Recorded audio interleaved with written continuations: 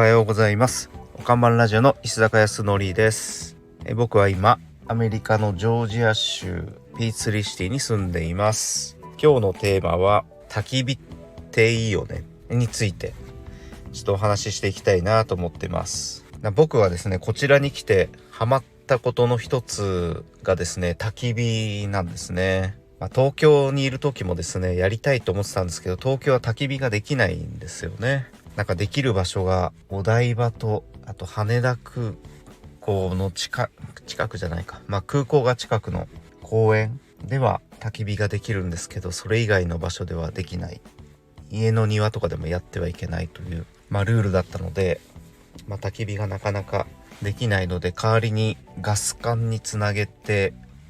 火をつけるという、ランプですね。それで焚き火やりたい気持ちを我慢してたという記憶が今蘇りました。でこっち来てからはそんなルールはないので、焚き火やりたい時に庭でできるということなので、周りの家にもですね、焚き火台が結構置いてある家が多いので、うちもやってみようということで、やり始めたんですね。でこっちではですね、どういう形で焚き火をしたかなんですけど、ソロストーブという焚き火台が、ありまして、3、4年前に出たんですかね。でそれが炎が結構美しく立つという、宣伝に乗ってですね、ちょっと購入してみたんですね。結構高かったんですけど、300ドルぐらいしたのかな。いや200何十ドルか、ちょっと忘れちゃった。でこれは二次燃焼を楽しむという、焚き火台でして、煙を燃やしてしまおうみたいなですね。構造が筒状になっていて、で筒状の周りが二重のステンレスになってるんですね。で煙がその層の間に入っていって、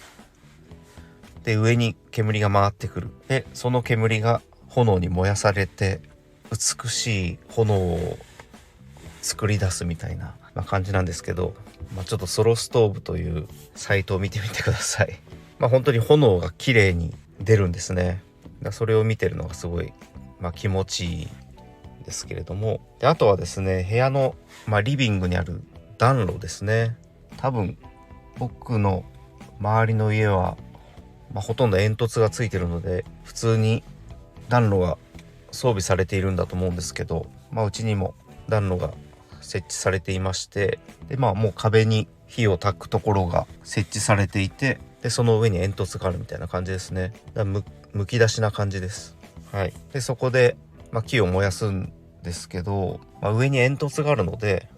気圧差なのか、何なのか分かんないですけど、燃やすと炎がすごい上にまっすぐ伸びていくんですね。その姿もすごい美しくて、見てるだけで落ち着くというか、で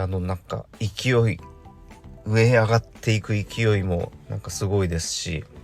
あと熱を溜めているオレンジ色の揺らぎがですね、ほんと気持ちいいですよね。あと音がいいですよね。ボーっていう燃え上がっていく、火の音と、あとパチパチという木が少しずつ燃えていく、変化していく音ですね。これが本当に心地いいんですよね。そんな感じで焚き火をめちゃくちゃ楽しんでるんですけど、あとですね、こっちに来て気づいたことがありまして、僕ん家の周りは松の木だらけで松ぼっくりがいっぱい落ちてるんですけど、この松ぼっくりがめちゃくちゃ優秀な着火剤となりですね、すごい炎を生み出すんですよね。もう松ぼっくりだけで焚き火を楽しむこともできるという、本当僕松ぼっくり拾いまくってる感じですね。日々の生活で、それをひたすら燃やすみたいな感じです。で焚き火いいねという部分でですね、火と炎がもたらす効果みたいなのをちょっと調べてみたんですけど、日本人は昔いろりなどで火を囲んで、大事なことを決めてきた、日本の文化を伝承されている方のお話を聞きに行った時にですね、そのようなことを聞いたんですね。だから火っていうのはすごい大事だっていう言い方をされてたんですけど、その文化がどんどん失われていっていると。だから火を囲むということがすごい重要なんだよということを聞いたことがありまして、なるほどなと。で実際に、焚き火暖炉の文献でですね、なんかある実験のことが書いてあったんですけど、初対面の人が暖炉のある部屋ない部屋、それぞれ、入ってですね、でどう親しくなっていくかっていうのを、調べた結果、暖炉がある部屋の方が親しくなるという、結果が出たんですね。だから火っていうのはこう人を結びつける、効果を持ってるみたいなんですね。あと何かを決定する際に焚き火を近くに据えると、伝える人と聞く人の波動があって、団結しやすくなるそうなんですね。だからコミュニティで何か、重要なことを決定する時などは火を囲むといいということですね。戦国時代の戦のシーンとかでもね、火を囲んで行くぞみたいなシーンがなんかあったと思うんですけど、あれって理にかなってるんでしょうね。あと F 分の1の揺らぎというね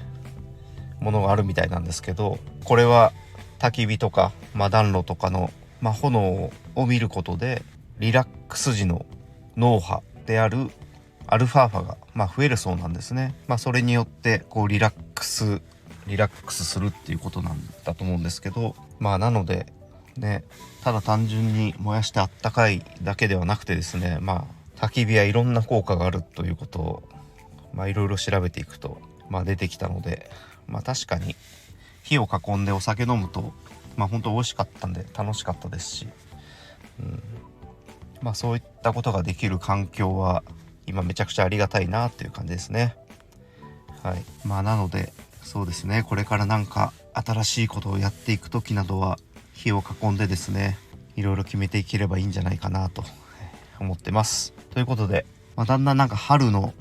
ね様相が出てきたんですけど、今日はまた朝0度だったので、